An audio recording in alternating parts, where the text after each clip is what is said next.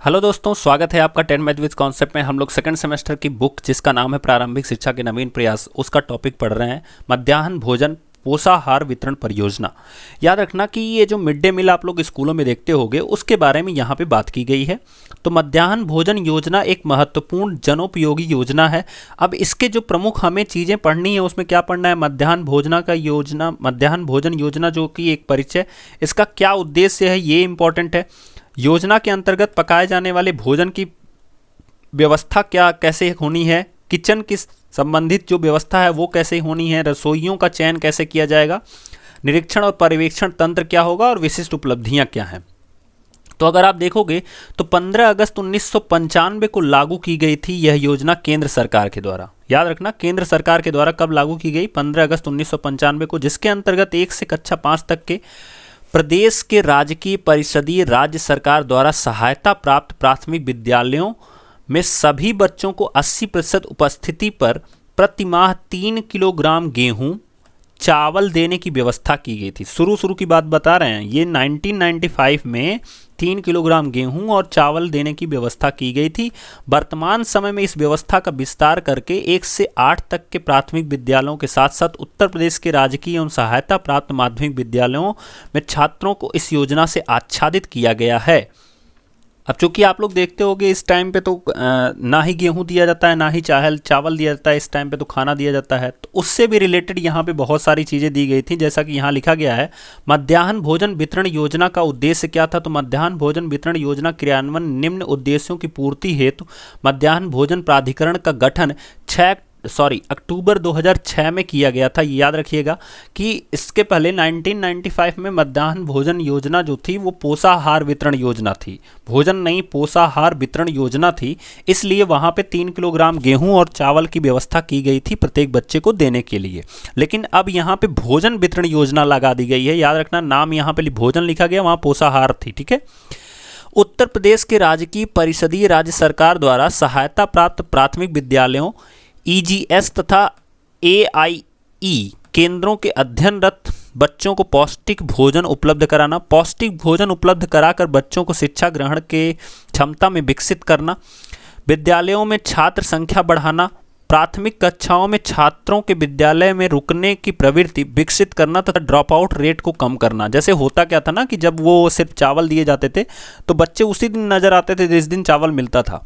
तो उसी को तोड़ने के लिए क्या किया गया कि रोज खाना बनाने की व्यवस्था की गई, जिससे जो ड्रॉप आउट चीज़ें हैं, जो ड्रॉप आउट सेक्शन है, जिससे बच्चे स्कूल में नहीं रुकते हैं, तो उसको रोकने के लिए इस योजना का गठन किया गया कि बच्चे स्कूल में क्या हो, रुकना शुरू करें। इन सब चीज़ों का गठन इसलिए किया गया, ठीक है।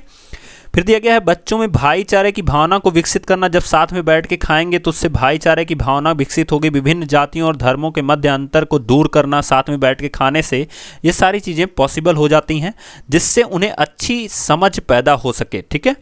अब खाना बनाने के लिए तो किचन में सामग्री होनी चाहिए, और इस सामग्री की व्यवस्था कैसे हो, तो इस सामग्री जो व्यवस्था है वो यहाँ पे दिया गया है कि इसके अंतर्गत भारत सरकार द्वारा प्रत्येक विद्यालय को 85,000 रुपये किचन सेट निर्माण हेतु उपलब्ध कराए जाते हैं। अब देखो, बहुत सारे लोग कहा करते होंगे, बहुत सारे प्रिंसिपल जो, अगर आप टीचर्स वहाँ पे ड्यूटी करने गए होंगे तो कहते होंगे हम अपने पास से लगवाएं। 85,000 रुपये का जो सेट आता है वो किचन सेट है, मतलब बर्तन के लिए 85,000 रुपये की व्यवस्था भारत सरकार देती है प्रत्येक विद्यालय को। भोजन बनाने के लिए आवश्यक किचन उपकरण रुपये 5,000 प्रति विद्यालय दिया जाता है। क्लियर। अब रसोइयों का चयन कैसे होगा या उनका खाना उनको कैसे लाया जाएगा और क्या क्या चीज़ें उपलब्ध रहेंगी, तो दिया गया है भोजन बनाने हेतु संबंधित विद्यालय में अध्ययनरत छात्राओं अभिभावकों, देखो छात्र या छात्राओं के अभिभावकों जैसे माता, चाची, बहन, बुआ आदि से ही चयन किया जाता है। मतलब कोई बाहर का नहीं रहेगा, वही रसोइया रहेंगी जिनके छात्र छात्राएं पढ़ रहे हैं, नहीं तो वो नहीं चयनित होंगी। अगर मान लो किसी रसोइये के घर के छात्र छात्रा पढ़ के निकल गए तो उनको नहीं रखा जाएगा, ठीक है।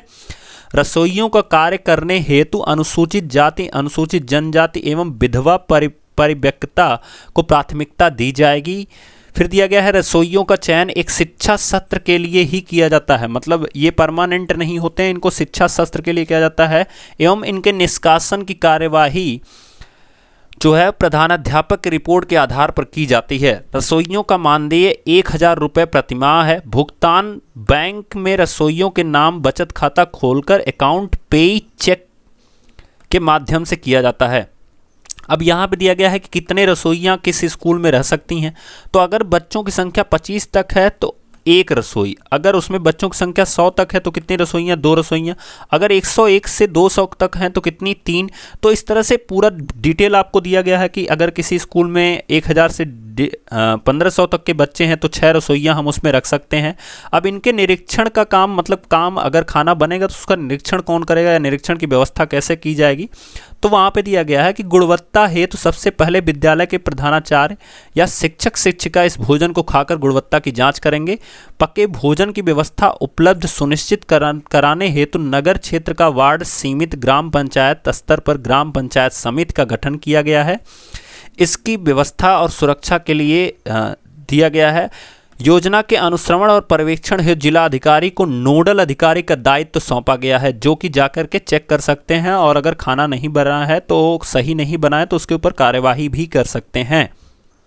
तो इस प्रकार जो मिड डे मील का मेनू होता है वो आपके सामने दिया गया है। जैसा कि सोमवार को क्या बनाना है तो ये है उनका मेनू, इनके व्यंजन का क्या प्रकार होगा, 100 बच्चे हेतु वांछित सामग्री यानी कितनी कितनी चीज़ों की ज़रूरत पड़ेगी, तो ये चीज़ें सोमवार को ये चीज़ें हमें खिलानी है।